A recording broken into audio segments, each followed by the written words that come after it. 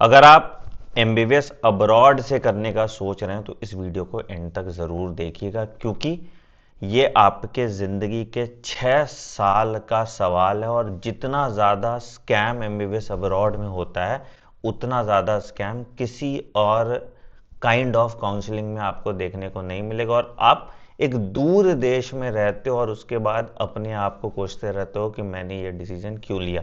तो आज के वीडियो में हम डिटेल में बात करेंगे। पहला, आपको एमबीबीएस अब्रॉड करना चाहिए भी, नहीं करना चाहिए, या उसके ऑल्टरनेट ऑप्शंस क्या हैं। दूसरा और सबसे इंपॉर्टेंट, एनएमसी क्या कहता है exactly for MBBS abroad, and क्या आप सेफ जुरिडिक्शन में है या नहीं। तीसरा, कौन सी कंट्रीज आपको ऑप्ट करनी चाहिए टेंटेटिवली अपने बजट के हिसाब से, एंड क्या क्या ड्रॉबैक और चैलेंजेस आप फेस करने वाले हो आपके एमबीबीएस अब्रॉड के जर्नी में। और जितना लुक्रेटिव ये लगता है या जितना इजीली लोग ये डिसीजन ले लेते हैं, क्यों उतना इजीली इस डिसीजन को नहीं लेना चाहिए, इन सब के बारे में हम डिटेल में बात करेंगे। तो इस वीडियो को एंड तक जरूर देखना, और कोई भी बच्चा जो एमबीबीएस अब्रॉड के लिए ऑप्ट कर रहा है उस तक पहुंचाना बाय हाइपिंग दिस वीडियो। आपके पास वीडियो को हाइप करने का ऑप्शन होगा, जितना आप हाइप करोगे उतने बच्चों तक ये अवेयरनेस वीडियो पहुंचेगा। बाकी एमबीबीएस अब्रॉड के लिए आपके पास कोई भी क्वेरी है, काउंसलिंग है, आप एडमिशन लेना चाहते हो या सिर्फ समझना चाहते हो कि एमबीबीएस अब्रॉड आपके लिए सही है या नहीं, तो आप हेल्पलाइन नंबर है मेरा 900700 पे कॉल कर सकते हैं। हालांकि मेरे पास 10-12 काउंसलर्स ही हैं, तो आपका कॉल वेटिंग में जा सकता है। अभी बहुत सारे कॉल आ रहे हैं, तो नीचे दिया हुआ गूगल फॉर्म आप जरूर भर दीजिएगा। 48 आवर्स के अंदर मेरी टीम आप तक रीच आउट कर लेगी। तो चलिए बिना किसी देरी के वीडियो की शुरुआत करते हैं। और सबसे पहली चीज समझते हैं, दैट इज कि अगर आप एमबीबीएस अब्रॉड से करने का सोच रहे हैं तो क्या क्या एनएमसी की गाइडलाइन होती है जो आपको समझना चाहिए। सबसे पहली चीज जो एनएमसी कहती है कि जो आपका कोर्स ड्यूरेशन होना चाहिए, जो एफएमजीएल रेगुलेशन आ गया है उसके अकॉर्डिंग जो एनएमसी कहती है कि आपका जो कोर्स ड्यूरेशन होना चाहिए वो 54 मंथ्स का होना चाहिए, या उससे ज्यादा का हो सकता है, उससे कम का नहीं हो सकता। ठीक है। अब बहुत बच्चे पूछते हैं कि सर हमारे यहाँ 2 महीने का समर ब्रेक होता है, तो क्या वो 54 मंथ्स के अंदर आएगा या नहीं आएगा। देखो, आपके करिकुलम पूरा 54 मंथ्स का होता है, तो जो ब्रेक अगर ऑफिशियली आपकी यूनिवर्सिटी दे रही है तो वो करिकुलम का ही पार्ट है, तो वहां पे कोई दिक्कत आपको नहीं है। तो minimum course duration should be 54 month. Course completion के बाद आपको 1 साल का इंटर्नशिप करना होता है। अब ज्यादातर कंट्री जहां आप जाते हो यहां पे एक ग्रे लाइन डेवलप हो जाता है, क्योंकि इन कंट्रीज में except Nepal and Bangladesh internship जो है रोटेशनल इंटर्नशिप होता है। मतलब कि इंटर्नशिप जो है आपको इंटर्नशिप कंप्लीशन सर्टिफिकेट जो है दे तो देते हैं यूनिवर्सिटी, बट ये रोटेशनल इंटर्नशिप होता है। मतलब 6 साल के ड्यूरेशन में ही इंटर्नशिप भी इंक्लूडेड होता है, जिसपे एनएमसी ने कुछ नहीं बोला है। एनएमसी ने सिर्फ इतना बोला है कि इंटर्नशिप जो है 54 महीने के कोर्स कंप्लीशन के बाद होना चाहिए। तो अगेन ये एक ग्रे एरिया नंबर 1 हो जाता है, जो एनएमसी के गाइडलाइन के अकॉर्डिंग जो कॉलेजेस जैसे रशिया में है, बाकी सब जगह वहां पे ये प्रॉब्लम आती है। उसका क्या सॉल्यूशन और वर्स्ट केस सिनेरियो होगा, इस पे भी हम आपको डिटेल में एक बात बता देंगे। ठीक है। तीसरा चीज एनएमसी कहता है कि जिस यूनिवर्सिटी में तुमने एडमिशन लिया तुम्हें उसी यूनिवर्सिटी में पूरा कोर्स कंप्लीट करना पड़ेगा, उसी कंट्री में पूरा कोर्स कंप्लीट करना पड़ेगा। तो आप ना यूनिवर्सिटी चेंज कर सकते हैं ना कंट्री चेंज कर सकते हैं। पहले इजी होता था बच्चों के लिए कि अरे चलो कोई खराब यूनिवर्सिटी आपको मिल गई तो अगले साल आपने किसी और यूनिवर्सिटी में एडमिशन ले लिया, इससे आपका स्ट्रेस लेवल कम रहता है। बट इस बार यूनिवर्सिटी चूज करने में आपको यह चीज का ध्यान रखना पड़ेगा कि आप यूनिवर्सिटी को नहीं बदल सकते। चौथा और बहुत डिबेटेड पॉइंट है, जहां पे अब एनएमसी ने ये गाइडलाइन थोड़ी क्लियर कर दी है। पहले एनएमसी सिर्फ लिखती थी कि आपको जिस कंट्री से भी एमबीबीएस कर रहे हो या जिस कंट्री से वो डिग्री कर रहे हो, तो वहां पे आपको उस पर्टिकुलर कंट्री का लाइसेंस टू प्रैक्टिस चाहिए होता था। अब जनरली क्या होता था, इन कंट्रीज में लाइसेंसिंग एग्जाम होता है जो उनके लैंग्वेज में होता है, तो आपके लिए बहुत डिफिकल्ट हो जा रहा था। बट अब एनएमसी ने थोड़ा उसमें अमेंडमेंट किया और उसमें बोला है कि या तो आप लाइसेंस टू प्रैक्टिस ले आओ उस पर्टिकुलर कंट्री के लिए, या आप उस कंट्री के जो कॉम्पिटेंट अथॉरिटी जैसे मिनिस्ट्री ऑफ हेल्थ होगा, मिनिस्ट्री ऑफ एजुकेशन होगा, आपकी डिग्री उसमें रजिस्टर्ड होनी चाहिए, जिससे एनएमसी उसको वेरीफाई कर पाए। तो ये वाला जो ग्रे एरिया था ये अब थोड़ा क्लियर हो गया है।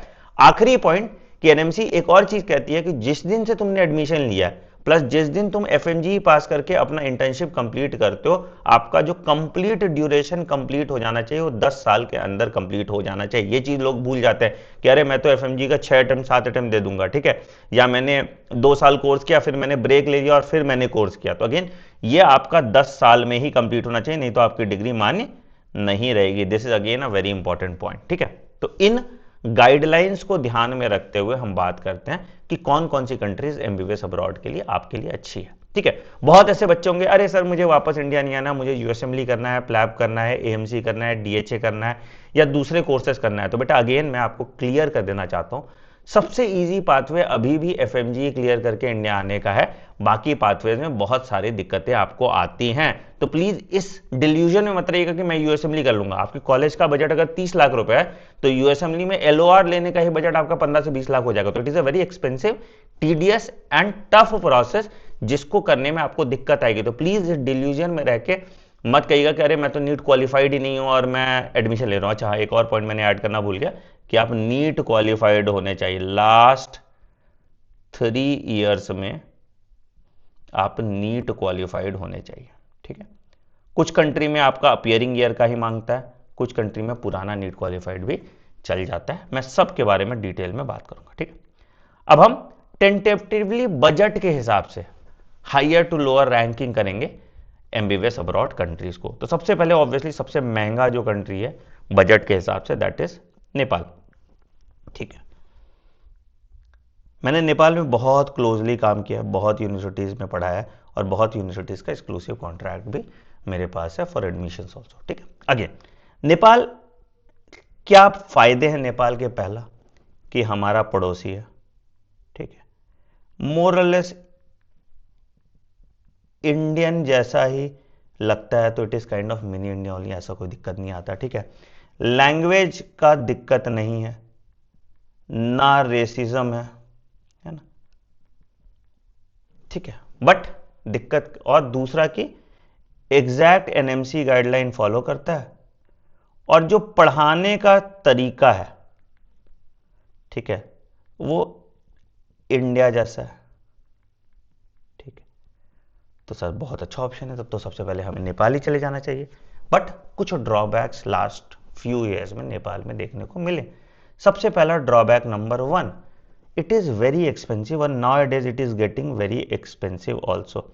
तो जो सबसे सस्ता कॉलेज है नेपाल का, वो इस बार 62 लाख रुपए से स्टार्ट हो रहा है। मतलब मैं अगेन रहना खाना सब मिला के बोल रहा हूँ, सिर्फ ट्यूशन फी पे नेपाल में मत जाना, हॉस्टल फी होता है, एडमिशन फी होता है, फिर उसके दुनिया भर का चोचलापन होता है, तो टोटल पैकेज जरूर समझना। तो इट इज वेरी एक्सपेंसिव, ठीक है। एक्सपेंसिव क्या कि भैया आपका 62 लाख से लेके अप्रोक्सीमेटली 78 लाख तक का आपको अभी टेंटेटिवली बजट मिल रहा है, ठीक है। अब इसमें दूसरा ड्रॉबैक क्या होता है कि अप्रोक्स 50% फीस, मतलब 20 से 25 लाख ट्यूशन फी का आपको फर्स्ट ईयर में ही देना पड़ता है। ये बड़ा दूसरा ड्रॉबैक है, ठीक है। तो बहुत महंगा पड़ जाता है, बहुत लोग ये ऑप्शन से बाहर निकल आते हैं।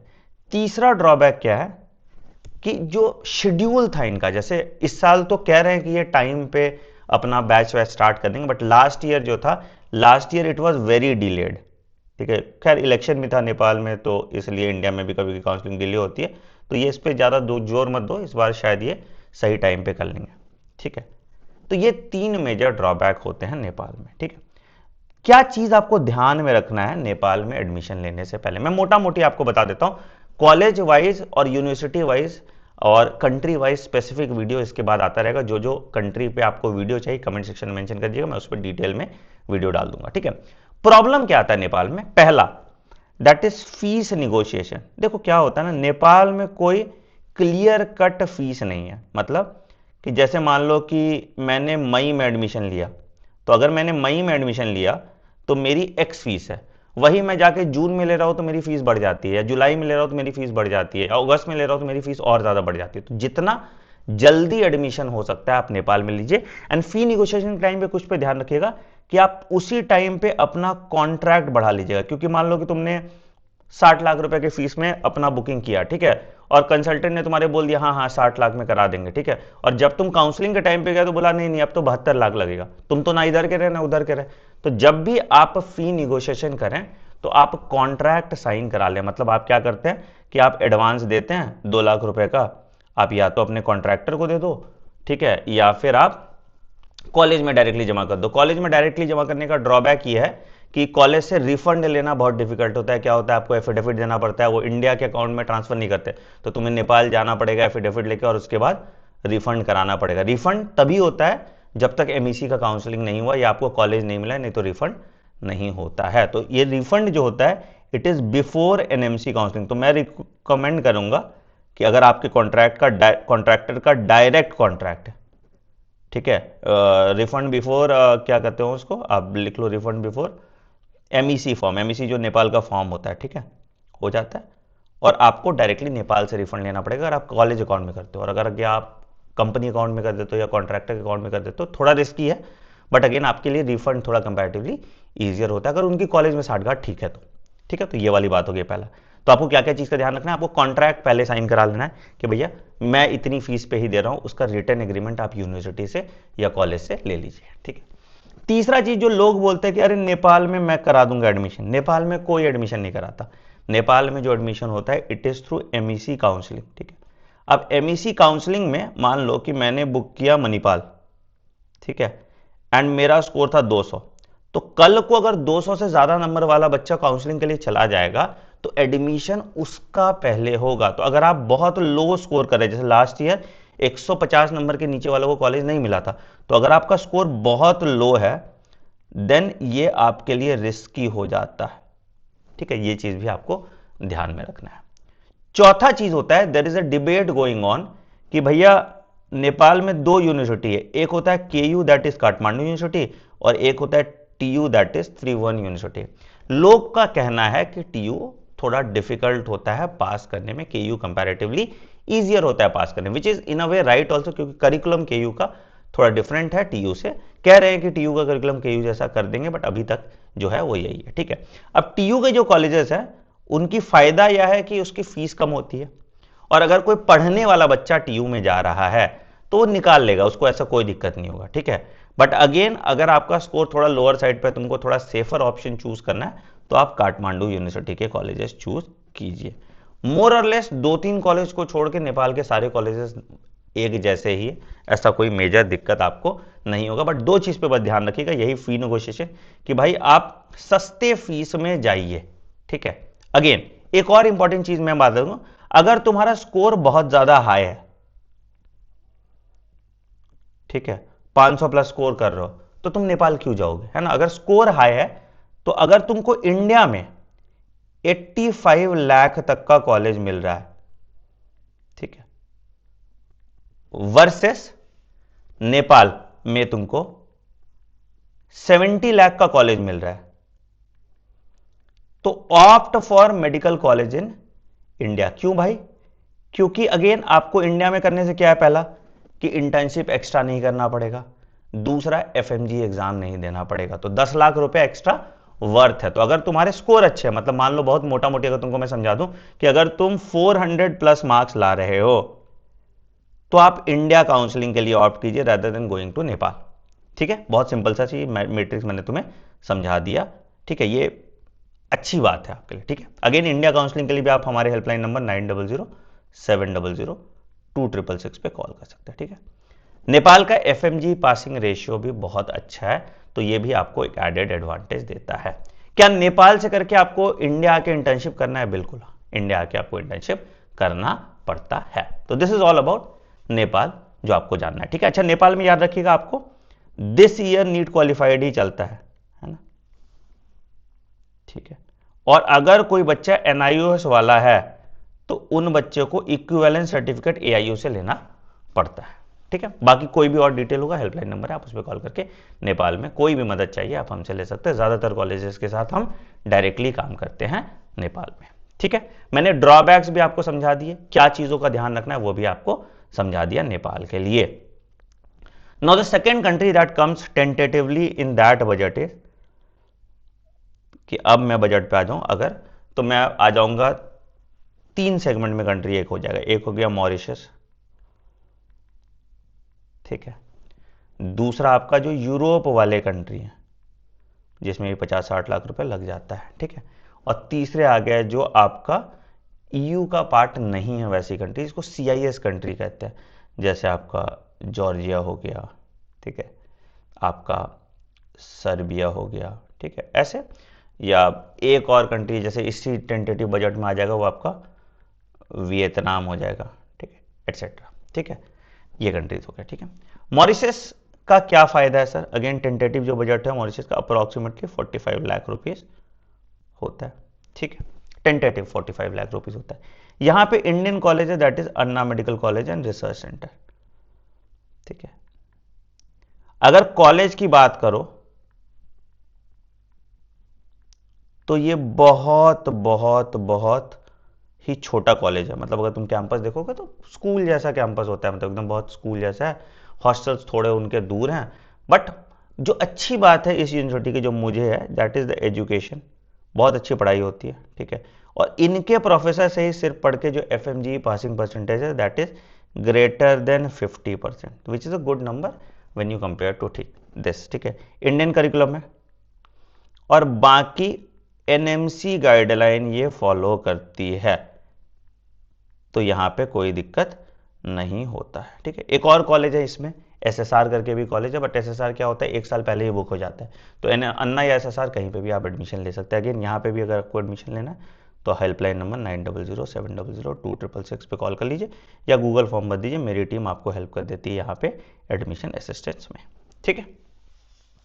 फिर आ जाते हैं यूरोप में कौन कौन से कॉलेजेस, तो बहुत सारे ऑप्शंस होते हैं, बहुत तुमको ऑप्शन दिखेंगे, दैट इज इटली का ऑप्शन दिखता है, जर्मनी का ऑप्शन दिखता है जहां पे एग्जाम्स होते हैं, ठीक है। या तुमको अब ईस्टर्न यूरोप का पूरा ऑप्शन, रोमेनिया, पोलैंड, ऑस्ट्रिया, है ना, यहां पे तुमको ऑप्शन दिखता है, ठीक है।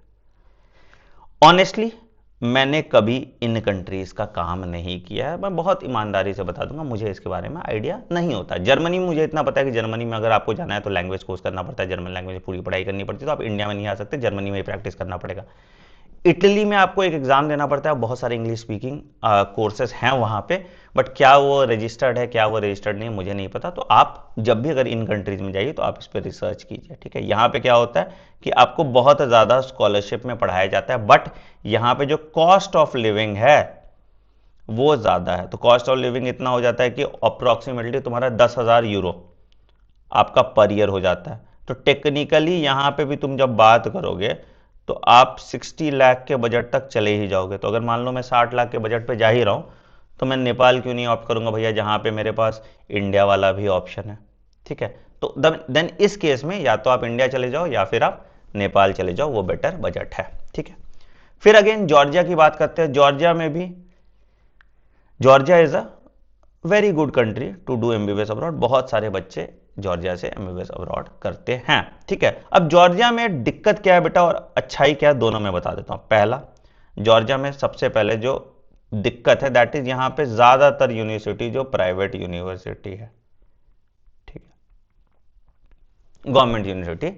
एक टीएसएमयू है यहां पे, ठीक है, तिबलिसी स्टेट मेडिकल यूनिवर्सिटी, और बाकी सारे जो यूनिवर्सिटीज हैं आपके वो प्राइवेट यूनिवर्सिटी है। टीएसएमयू बहुत महंगा है, बाकी सारे प्राइवेट यूनिवर्सिटीज कंपैरेटिवली जो फीस है अप्रोक्सीमेटली 6,000 से 6,500 यूरो तक है, कुछ का 5,500 यूरो भी है, डिपेंड करता है, मतलब, ठीक है। मोरलेस सारे प्राइवेट यूनिवर्सिटीज जो यहाँ पे डब्बा जैसा है, मतलब छोटी सी बिल्डिंग है, उसी में ये मल्टीपल कोर्सेज चला रहे हैं। नॉर्म्स जो है जॉर्जिया में इजी है यूनिवर्सिटी खोलने के लिए, और यहाँ पे अफिलिएटेड हॉस्पिटल्स होते हैं। तो तुम्हारा कोई हॉस्पिटल यहाँ पे है, कोई हॉस्पिटल 20 किलोमीटर दूर है, कोई हॉस्पिटल दूर, तो यहाँ आपको ट्रैवल बहुत करना पड़ता है, but again cost of travel बहुत सस्ता है, तो दोनों हिसाब से ठीक ही रहता है, ठीक है। अगेन अगर आप तिबलिसी में रह रहे हैं तो इसका कॉस्ट ऑफ लिविंग बहुत ज्यादा है, ठीक है। क्यों? क्योंकि इंडियन स्टूडेंट्स यूक्रेन वॉर के बाद भर भर के यहां आ गए थे, तो कॉस्ट ऑफ लिविंग तिबलिसी में बहुत ज्यादा होता है। नहीं तो मोटा मोटी ये अच्छा यूनिवर्सिटी है सारा, ठीक है। क्या ये एनएमसी गाइडलाइन करता है, बिल्कुल। अब एक नया नोटिफिकेशन आ गया है जहां पे इन्होंने क्लियर कर दिया है कि हम एनएमसी के सारे गाइडलाइंस को फुलफिल करते हैं, विच इज गुड थिंग, ठीक है। एक और फायदा यहां होता है कि यहां जो एफएमजीई की कोचिंग है, सारे कोचिंग वाले यहां पे आके पढ़ाते हैं आपको। तो एफएमजीई की कोचिंग यहाँ ईजी है क्योंकि बहुत सारे इंडियन स्टूडेंट्स हैं, तो ये एक एडेड एडवांटेज मिल जाता है उनको, ठीक है। Tentative budget onward of 50 lakh rupees होता है, ठीक है। तो ये मैथ अच्छे से कर लेना, क्या होता है, बहुत सारे हिडन चार्जेस होते हैं जो आपको समझ में नहीं आता जॉर्जिया में, तो इन चीज का ध्यान रखना, ठीक है। यूनिवर्सिटीज क्या क्या अच्छी हैं, गुरूनी अच्छा है आपका, यूजी अच्छा है, बीएयू अच्छा है, एसईयू अच्छा है, ठीक है। मतलब ऐसा कोई यूनिवर्सिटी कुछ स्पेसिफिक नहीं है, सब एक जैसे ही हैं। जहां पे आपको लगता है कि आपके कॉन्ट्रैक्टर पे ज़्यादा कंट्रोल है ना, जहां पे चीज़ें ज़्यादा मैनेज हो सकती है, वहां पे आप कर लीजिएगा, ठीक है। जॉर्जिया में दूसरी फायदे यह है कि इंग्लिश स्पीकिंग प्रोफेसर बहुत ज़्यादा है, तो अच्छी पढ़ाई होती है, कॉलेज में भी अच्छी पढ़ाई होती है, प्लस कोचिंग जो आप करते हो वहां पे भी पढ़ाई अच्छी होती है। तो this is a good country to go to, ऐसा कोई दिक्कत नहीं है जॉर्जिया में। तो जॉर्जिया में भी अगर आपके बजट में सूटेड जो बेस्ट कॉलेज है अगर आपको जाना है, तो हम लोग यूनिवर्सिटी ऑफ जॉर्जिया का काम करते हैं, ठीक है। तो आप यूनिवर्सिटी ऑफ जॉर्जिया कर सकते हैं हमारे साथ, ठीक है, या गुरूनी कर सकते हैं हमारे साथ, ठीक है। तो ये आप कर लीजिएगा, इसका फीस है अप्रॉक्सीमेटली 6500 यूरो है, तो आप इसको कर सकते हैं। अगेन हॉस्टल, प्राइवेट हॉस्टल मिलता है, आप पहले साल हॉस्टल ले लो, बाद में फ्लैट लेकर ले लो, आपकी मर्जी है कैसे करना है, ठीक है। फिर आते हैं सर्बिया की बात करते हैं, सर्बिया या वियतनाम की बात करते हैं। अगेन पर्सनली मुझे सर्बिया बहुत पसंद है ऑनेस्टली, क्यों, क्योंकि पहला कि इंडियन स्टूडेंट्स वहां कम जाते हैं, ठीक है। गवर्नमेंट यूनिवर्सिटी है, ठीक है, बट यहां पे भी कॉस्ट ऑफ लिविंग बहुत ज्यादा है, ठीक है। अच्छा सॉरी, जॉर्जिया में जो यूनिवर्सिटी फी है वो यूरो में नहीं डॉलर में होती है, सॉरी सॉरी सॉरी, यहाँ पे डॉलर में होती है, यूरो में नहीं होती, यहाँ पे सर्बिया में यूरो में होती है, ठीक है। कॉस्ट ऑफ लिविंग बहुत ज़्यादा है, एंड जो यूनिवर्सिटीज़ हैं वो 5500 यूरो से लेके 6000 यूरो तक होते हैं, ठीक है। यहाँ का क्लाइमेट भी अच्छा है, पढ़ाई भी अच्छी होती है, सब कुछ अच्छा है, बट द प्रॉब्लम इज कि जब ये तुम इसको ऐड कर लेते हो, प्लस अप्रोक्सीमेटली तुम्हारा जब 3000 4000 यूरो तुम्हारा लिविंग हॉस्टल का कॉस्ट हो जाता है, पर्सनल खर्चा सब मिला लेते हो, तो ये भी जो पैकेज चला जाता है ये अप्रोक्स 60 लाख तक चला जाता है। तो भाई अगर मुझे 60 लाख रुपए ही देने हैं तो मैं फिर अगेन कहाँ जाऊंगा, नेपाल आ जाऊंगा, ठीक है ना। अगर मुझे 60 लाख ही देने हैं तो मैं ये यहाँ क्यों करूंगा, मैं ये नेपाल आ जाऊंगा। तो अगेन जिन बच्चों के नीड्स को बहुत कम है उनको ही यहां जाना चाहिए, जिनको नेपाल में कॉलेज नहीं मिलेगा, ठीक है। तो अगेन प्रायोरिटी वाइज अगर इसी बजट में 60 लाख के बजट में मुझे जाना है तो my priority 1 will be Nepal, ठीक है। Priority 2 would be Mauritius, priority 3 would be Georgia, क्योंकि कंपैरेटिवली ये सर्बिया से सस्ता ही होगा और नंबर ऑफ इंडियन स्टूडेंट्स आपको ज़्यादा मिल जाएंगे। एंड मुझे एकदम ठीक है, कोई बात नहीं, मुझे ईयू का एंट्री चाहिए, तो प्रायोरिटी 4 वुड बी सर्बिया, ठीक है। वियतनाम के बारे में मुझे बहुत ज़्यादा जानकारी नहीं है क्योंकि मैं वियतनाम कभी नहीं गया हूँ, घूमने के पर्पज से गया हूँ, यूनिवर्सिटी मैंने नहीं देखी है। तो वियतनाम के बारे में आप जानकारी कहीं और से फिगर आउट कर सकते हैं। चाइना भी बहुत बच्चे जाते हैं, अगेन चाइना के बारे में भी मुझे बहुत जानकारी नहीं है, तो अगर चाइना के बारे में भी आपको जानकारी चाहिए तो मुझे बताना, मैं एक डिटेल वीडियो बना दूंगा। बट देखो मैं जनरली उन्हीं कॉलेजेस के बारे में डिटेल वीडियो बनाता हूँ जहाँ पे मुझे लगता है कि मुझे पता है उन कॉलेजेस के बारे में, और तो ही मैं उनके बारे में वीडियो बनाता हूँ, ठीक है। चलिए तीसरा ऑप्शन जो आ जाता है आपका, तीसरा कैटेगरी का जो कॉलेज आ जाता है, दैट इज आपका बांग्लादेश आ जाता है। अगेन बांग्लादेश भी मोर और लेस इंडिया जैसा ही है, हालांकि अभी थोड़ा जियोपॉलिटिकल सिचुएशन के कारण थोड़ा बांग्लादेश और इंडिया के रिश्ते थोड़े खराब हुए, ठीक है। But still Bangladesh is a good option for you, ठीक है। बजट भी इसका नॉमिनल ही रहता है, मतलब कि आपका कुछ कॉलेज 40 लाख में भी मिल जाएगा, कुछ कॉलेज आपका 50 में भी मिल जाएगा। बट दो प्रॉब्लम है बांग्लादेश के साथ जिसपे ज़्यादातर बच्चे ऐसे ही छट जाते हैं। पहला कि आपका ओनली 1 ड्रॉप, मतलब कि आपने अपियरिंग ईयर में लिया, उसके बाद 1 ड्रॉप ले सकते हैं, उसके ज़्यादा ड्रॉप है तो आप बांग्लादेश में एडमिशन नहीं ले सकते। दूसरा है कि 60% मार्क्स इन बायोलॉजी।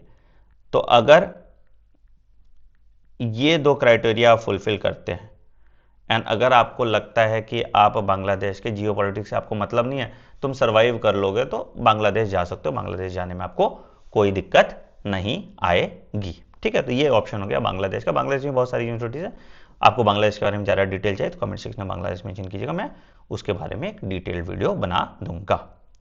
चौथा कंट्री आते हैं जहां पे सबसे ज्यादा बच्चे जाते हैं, दैट इज रशिया। ठीक है, अब यहां पे तुम्हें बहुत बहुत बहुत चीज का ध्यान रखना पड़ेगा अगर तुम रशिया आ रहे हो। और आयरॉनिकली जब मैं ये वीडियो बना रहा हूं मैं रशिया में हूं, मैं अभी तोयर में हूं। ठीक है, तो रशिया बहुत कॉम्प्लिकेटेड होता है, बहुत चीजें तुम्हें ध्यान में रखनी पड़ेंगी रशिया अगर जा रहे हो तो। Russia is a very good country. ठीक है, again it is also a very good option, best budget option अगर कहोगे मेरे हिसाब से तो ये यही है। बट किनके लिए? जिनको आता है कैसे कॉलेज ढूंढना। ठीक है, तो रशिया जब जा रहे हो तो ध्यान रखना कुछ चीजों का। क्या भैया? क्या ये एनएमसी गाइडलाइन फॉलो करता है? अगेन इंटर्नशिप वाला छोड़ के यस। ठीक है, इंटर्नशिप वाले में क्या ड्रॉबैक होगा कि अगर मान लो कि इंटर्नशिप तुम कर रहे हो, ठीक है, और तुमको 6 ईयर इंक्लूडिंग ऑफ इंटर्नशिप दिया, तो कल को एनएमसी नहीं मानता तो तुमको 1 साल एक्स्ट्रा इंटर्नशिप करना पड़ जाएगा, तो 1 साल का लॉस हो सकता है आपको, बाकी और कोई दिक्कत नहीं है। ठीक है, तो ये एनएमसी गाइडलाइन फॉलो करता है। अब रशिया में क्या है, 3 तरह की यूनिवर्सिटीज होती हैं। एक होता है आपकी फेडरल यूनिवर्सिटी, ठीक है, दूसरा होता है आपका स्टेट, और तीसरा होता है जो आपकी स्टेट सिर्फ स्टेट मेडिकल यूनिवर्सिटी होती है। ठीक है, दुनिया भर के मेडिकल यूनिवर्सिटीज हैं रशिया में, एंड भर भर के बच्चा ये लेते हैं। ठीक है, यहां पे सारी यूनिवर्सिटीज गवर्नमेंट होती है, बट खेला कहां होता है? खेला ये होता है कि आपको गवर्नमेंट हॉस्टल मिल रहा है या प्राइवेट हॉस्टल मिल रहा है। ठीक है, और दूसरा गड़बड़ क्या करते हैं लोग यहां पे कि आपको उठाएंगे किसी और कॉलेज के लिए। मान लो कि ज्यादातर बच्चे तुम देखोगे, किसी कंसल्टेंट को कॉल करो, वो बोलेगा हाँ आपका हम कजान फेडरल में करा देते हैं। अब कजान फेडरल में है 30 सीट, बट हर साल इंडियन स्टूडेंट्स कितने अप्लाई कर देते हैं? हजारों में। अब 30 बच्चे का सिलेक्शन होना है, नीट जैसा सिलेक्शन रेशियो है इनका। ठीक है, और इनका एंट्रेंस एग्जाम होता है इंडियन एम्बेसी में ही होता है। ठीक, तो अगेन कजान फेडरल में है तो 30 सीट, अब तुमको लटका के रखा गया जुलाई अगस्त तक, और उसके बाद फिर बोल दिया अरे हाँ कजान फेडरल तो नहीं मिल पाएगा, अब बताओ तो ये वाले कॉलेज में, फलना ठिकाना कॉलेज में तुम्हारे साथ कराए तो 90% बच्चों के साथ रशिया में ये वाला स्कैम होता ही होता है। तो ये आपको ध्यान में रखना पड़ेगा। ठीक है, तो ये कि कजान फेडरल में हो रहा है नहीं हो रहा है, इसमें एंट्रेंस एग्जाम होता है। तो फेडरल यूनिवर्सिटी जब आप लो, देखो सबसे पहले मेरा रिकमेंडेशन है कि आप सबसे पहले अगर ऑप्ट करना है तो आप फेडरल यूनिवर्सिटी ऑप्ट करो। तो फेडरल यूनिवर्सिटी में आपका एक कजान फेडरल है, ठीक है, एक क्रीमिया है, अगेन मेरी स्पेलिंग खराब है इसमें। ठीक है, क्रीमिया, बट क्रीमिया में दिक्कत है कि वॉर वाले जोन में है। ठीक है, फिर एक इमैनुअल क्रांट है। ठीक है, इसमें लगभग 150 सीट है। ठीक, क्रीमिया में भी आई थिंक 200 सीट होगा। एक फार ईस्टर्न है, सच में बहुत फार है।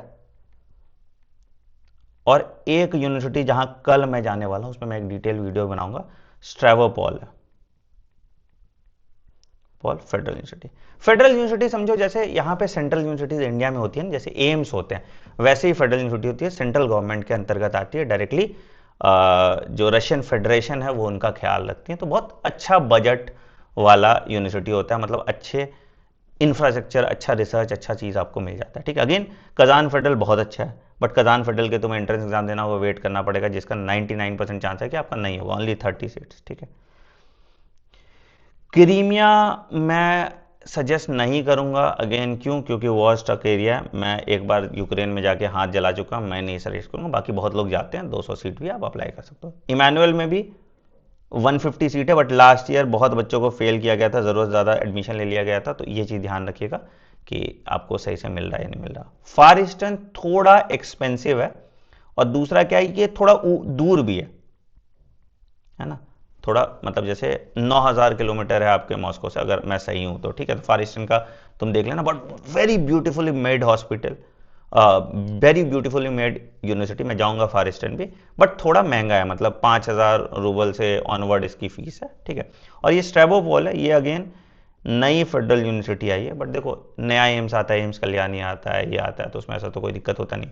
तो ये यूनिवर्सिटी आप कर सकते हो, ये आपके बजट में भी है, और इस साल होपफुली कम लोग ये वीडियो देखें, तो इसमें तुम अप्लाई कर सकते हो, और एंट्रेंस एग्जाम में इसमें होने के चांसेस ज़्यादा होंगे। एंड इस साल इसमें 200 सीट्स हैं, तो पहले अप्लाई कर दोगे तो शायद आपका एडमिशन इस समय हो जाए। इस यूनिवर्सिटी में अभी मैं as a professor, visiting professor भी रहूँगा, ठीक है। ये लोग मुझे एफएमजी के लिए भी कॉन्ट्रैक्ट दे रहे हैं, तो यहाँ पे भी आपकी मदद मैं कर पाऊंगा। तो अगेन यहाँ पे भी एडमिशन चाहिए तो हेल्पलाइन नंबर है 9007002666 पे कर सकते हैं कॉल। बाकी तुमको किसी और यूनिवर्सिटी भी जाना है, क्रीमिया भी जाना है, इमैनुअल भी जाना है, तो आप बता दीजिएगा, हम वहाँ पे भी आपका एंट्रेंस एग्जाम करा देंगे, ठीक है। बट जो ड्रॉबैक्स है मैंने आपको बता दिया। दूसरा, जो स्टेट मेडिकल या स्टेट यूनिवर्सिटीज़ आती हैं, ये टीयर 2 यूनिवर्सिटीज़, अब यहाँ पे भी कुछ ऐसी यूनिवर्सिटीज़ हैं जो बहुत पुरानी है, जैसे मॉस्को में है, ठीक है, बट मॉस्को बहुत एक्सपेंसिव है। फिर उसके बाद आपका आ गया मेफी करके एक यूनिवर्सिटी है, मेफी का भी 2 कैंपस है, एक आपका कैंपस मॉस्को में है जो महंगा है, और दूसरा कैंपस ओमनिस्क है, ठीक है, वो थोड़ा सस्ता कैंपस है, ठीक है।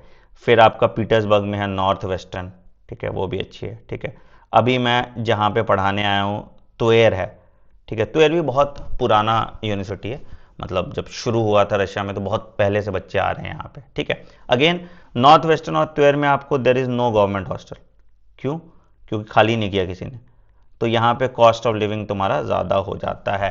त्वेर का फ़ायदा यह है कि इस साल से त्वेर ने एफएमजी का कॉन्ट्रैक्ट हमें ही दिया है, तो हम ही एफएमजी के लिए तैयारी कराएंगे आपको त्वेर में। तो त्वेर में भी इस साल नंबर ऑफ सीट्स भी ज़्यादा हैं, but the only drawback is कि प्राइवेट हॉस्टल है, तो प्राइवेट हॉस्टल आपको थोड़ा देखना पड़ता है, ठीक है। तो 1 साल 2 साल आपको प्राइवेट हॉस्टल में रहता है, बाकी आपको फिर चेंज करना पड़ता है। तो त्वेर भी आप ऑप्शन ऑप्ट कर सकते हैं हमारे थ्रू ही, यहाँ पे भी आप इसी हेल्पलाइन नंबर पे कॉल करके त्वेर में भी जा सकते हैं, ठीक है। बाकी भी और भी दुनिया भर की यूनिवर्सिटीज़ हैं, तुम मारी, परम, फिर ओरेनबर्ग, फिर उसके बाद केमरोवो, जो तुम नाम सुनते हो, समारा, टैम्बो, फलना ठिकाना, सब एक जैसे हैं, मतलब ऐसा कोई बहुत जिसका हाइप बन गया वो अच्छा है, जिसका हाइप नहीं है उसका अच्छा नहीं है, ठीक है। बट रशिया से जो मुझे प्रॉब्लम है वो प्रॉब्लम है क्वालिटी ऑफ स्टूडेंट्स। जो स्टूडेंट रशिया आते हैं ना यार, उन्होंने गंद मचा के रख दिया, मतलब क्या बोलूँ मैं अभी घूम रहा था यहाँ तो एयर में भी, तो भाई हद करके रखा हुआ है, मतलब लोगों ने यहाँ पे पढ़ाई छोड़ के रोम कॉम मचा के रखा है, ठीक है। खूब दारू पीते हैं लड़की वगैरह वगैरह, तो पढ़ते नहीं हैं, इसलिए पासिंग परसेंटेज नील बटे सन्नाटा रहता है। तो अगर आप रशिया आ रहे हो, ठीक है, तो पहला भैया हॉस्टल का पता कर लेना, गवर्नमेंट हॉस्टल मिल रहा है कि नहीं, ठीक है। दूसरा कि ये ऐसे ग्रुप के साथ आना जो पढ़ने वाले बच्चों का ग्रुप है, पता चला तो रूममेट में 3 नशेड़ी बैठे हुए हैं तो तुम भी नशेड़ी हो जाओगे, ठीक है। तीसरा, एफएमजी कोचिंग ईयर 1 से स्टार्ट कर लेना, ठीक है।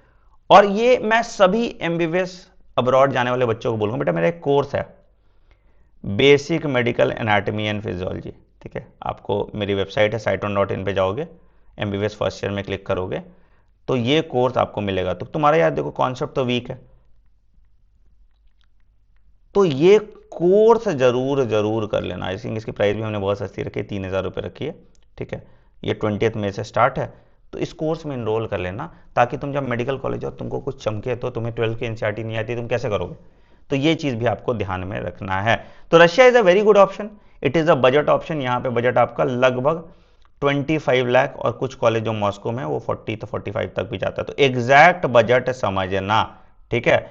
और यहाँ के पढ़ना, ये नहीं कि गर्लफ्रेंड के चक्कर में हम यहाँ पे यंडेक्स में नौकरी कर रहे हैं, मतलब अजीब सीन है यार रशिया का, मुझे पता नहीं और इसमें गलती कॉन्ट्रैक्टर्स की भी, जो उनको लेके आते हैं वो पेरेंट्स को सही विजिबिलिटी नहीं देते, और गलती उन बच्चों की भी जो यहाँ अय्याशी करने के लिए आते हैं, अपने पेरेंट्स के पैसे में आग लगाने की। मेरी बात बहुत चुभ रही होगी, but this is a reality. अगर हमारे थ्रू आप एडमिशन लेंगे तो मैं ये सब नहीं होने दूंगा, मैं हॉस्टल में सीसीटीवी लगाऊंगा, हॉस्टल के सीसीटीवी का एक्सेस तुम्हारे घर वालों को दे दूंगा, फिर करते रहना अय्याशी। तो अगर टाइम पास करना है तो किसी और के साथ चले जाओ, अगेन पढ़ना है और चाहिए कि तुम पूरा एकदम सिस्टमैटिक तरीके से अच्छे से पढ़ाई करो, तो आप मेरे साथ रशिया आ सकते हैं, ठीक है। तो ये हो गया आपका रशिया के बारे में, ठीक है। उसके बाद आ जाते हैं फिर ये CIS कंट्रीज जो हैं सारे के सारे, जिसमें आपका आ गया उज्बेकिस्तान, ठीक है, किर्गिस्तान, कजाकिस्तान, ठीक है। मुझे कजाकिस्तान के बारे में बहुत ज़्यादा आइडिया नहीं, मलमाटी 1-2 बार गया हूँ और 1-2 यूनिवर्सिटीज़ मैंने देखी है, ठीक है। बट कजाकिस्तान लोग जाते हैं, अगेन आपको अगर कजाकिस्तान जाना है फिगर आउट कर लीजिए, लोगों के साथ चले जाइए। मुझे किर्गिस्तान पसंद नहीं है, and again this is my personal opinion, मैं ने एक कॉलेज के साथ काम किया था, एमयू बिश्केक। जितना करप्शन मैंने किर्गिस्तान में देखा है, मैंने कहीं और नहीं देखा है, और जो हालत इंडियन स्टूडेंट्स की जितनी खराब मैंने किर्गिस्तान में देखी, कहीं और नहीं देखी है। तो मुझे नहीं पसंद है किर्गिस्तान। अगेन आपका पर्सनल ओपिनियन है, अगर आप किर्गिस्तान जाना चाहते हैं तो आप आराम से जा सकते हैं। दुनिया भर के लोग कराते हैं किर्गिस्तान में एडमिशन, आप उनके थ्रू कर सकते हैं। उज्बेकिस्तान इन पर्सन मुझे बहुत पसंद है। उज्बेकिस्तान का जो लोगों का टेम्परमेंट है वो भी अच्छा है, सब कुछ बहुत अच्छा है, ठीक है। तो उज्बेकिस्तान में जो कैपिटल सिटी है दैट इज़ ताशकंद, ठीक है। बहुत ब्यूटीफुली मेड सिटी है, और इनका एक पुराना सिटी है दैट इज़ कॉल्ड समरकंद। मैं ये दो गया, मैं बुखारा भी गया हूँ। बुखारा ओके ओके है, मुझे बहुत ज़्यादा ऑनेस्टली बुखारा पसंद नहीं है। फरगना मैं नहीं गया हूँ, और तरमेज का फीडबैक बहुत ख़राब है, और भी नई यूनिवर्सिटीज़ आ रही हैं, अभी गुलिस्तान आ रही हैं, बट अभी प्राइवेट यूनिवर्सिटी का बहुत ज़्यादा चलन स्टार्ट हो रहा है उज़्बेक में। अब हालांकि अभी बहुत बैचेस निकले नहीं प्राइवेट के, तो प्राइवेट के फीडबैक का भी पता चलेगा। हम भी कोशिश कर रहे हैं उज़्बेकिस्तान में एक प्राइवेट यूनिवर्सिटी एक्वायर करने की, अगर मिल जाता है तो बहुत अच्छी बात है। अभी तक मुझे मिला नहीं है, तो अभी तक जो जनरल अंडरस्टैंडिंग से मैं जो आपको रिकमेंडेशन दे सकता हूँ वो ये दे सकता हूँ कि देखो, उज़्बेकिस्तान में पहला चीज़ जो आपको ध्यान में रखना है कि उज़्बेकिस्तान में पिछले साल बहुत सारे बच्चों ने बहुत ज़्यादा एडमिशन करा दिया था, मतलब कि समरकंद में बहुत 1000-1500 बच्चे पढ़ रहे थे, ठीक है। तो अगेन बहुत दिक्कत हुआ था यूनिवर्सिटीज़ को, तो इंडियन एमएससी ने एक नोटिफिकेशन निकाला था, भैया यहाँ पे मत जाओ, ठीक है, क्योंकि यहाँ पे ये सब प्रॉब्लम होता है। तो उसके बाद पिछले बार क्या हुआ था, ताशकंद के जितने मेडिकल कॉलेज थे, Tashkent medical academy, Tashkent medical academy paediatric, है ना, उन सब ने मिला के बनाया कंबाइंड यूनिट, जिसको कहते हैं ताशकंद स्टेट मेडिकल यूनिवर्सिटी, जिन्होंने पिछले साल लगभग अप्रॉक्सीमेटली 400 सीट्स एडमिशन लिए थे। समरकंद ने पिछले साल 1000 लिए थे, बट इस बार समरकंद ने एक नोटिस जारी किया कि हम इंडियन स्टूडेंट्स लेंगे ही नहीं। बट हालांकि रोजी रोटी इनको भी चलाना है, तो इंडियन स्टूडेंट्स तो ये लेंगे ही, कहाँ जाएंगे। तो जो ये लेंगे, ये लिमिटेड स्टूडेंट्स लेंगे, ठीक है। तो ये इस बार हो सकता है कि बहुत बच्चे अप्लाई करते हैं उज़्बेक के लिए, तो ध्यान रखना कि तुम तुरंत अपना इनविटेशन लेटर, एडमिशन प्रोसेस पूरा कंप्लीट करा लेना। पता चला कि तुमने लेट अप्लाई किया तो तुमको फिर प्राइवेट यूनिवर्सिटी में ये लोग कन्वर्ट करके ठूसेंगे, तो ये चीज़ याद रखिएगा। तो या तो आप ताशकंद स्टेट मेडिकल यूनिवर्सिटी के लिए अप्लाई कर दीजिए, या आप समरकंद यूनिवर्सिटी के लिए अप्लाई कर दीजिए। गुलिस्तान मैं ऑनेस्टली गया नहीं हूँ, बट ठीक फीडबैक मैंने सुना है, गुलिस्तान भी ट्राई कर सकते हो, ठीक है। फरगना का मैंने सुना है एकेडमिक्स बहुत अच्छा है, ठीक है, कि मतलब वो डीबीएमसी वालों को बुला के पढ़वाते उड़वाते हैं। तो मैं ऑनेस्टली फरगना पर्सनली गया नहीं हूँ। बुखारा यूनिवर्सिटी बहुत अच्छी है, बट बच्चे बहुत दुखी थे बुखारा में, क्योंकि वही हॉस्टल का बड़ा नाटक है बुखारा में। Hostels are not well maintain, ठीक है, और ये बाहर आपको शायद पहले साल नहीं रहने देते, तो बुखारा में हॉस्टल का इशू है।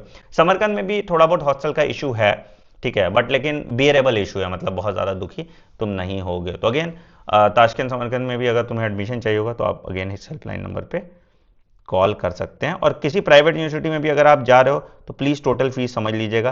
प्राइवेट यूनिवर्सिटी सारे इसकी नई बनी हुई हैं, तो ये भी ध्यान रखिएगा कि कौन सी प्राइवेट यूनिवर्सिटी अच्छी है या नहीं है। एक बार कॉल करके ज़रूर हमसे पूछ लीजिएगा कि मैं इस यूनिवर्सिटी जा रहा हूँ, क्या ये यूनिवर्सिटी अच्छी है या नहीं है। ध्यान रखिएगा बेटा, जो अच्छी मार्केटेड यूनिवर्सिटी है इसका मतलब नहीं है कि वो अच्छी यूनिवर्सिटी है ना। अगर यूट्यूब पे तुमको 50 वीडियो मिल जाएगा कि अरे ये वाली यूनिवर्सिटी है, तो ज़रूरी नहीं है कि वो यूनिवर्सिटी अच्छी ही होगी। तो इस चीज़ का भी आपको ध्यान में रखना है।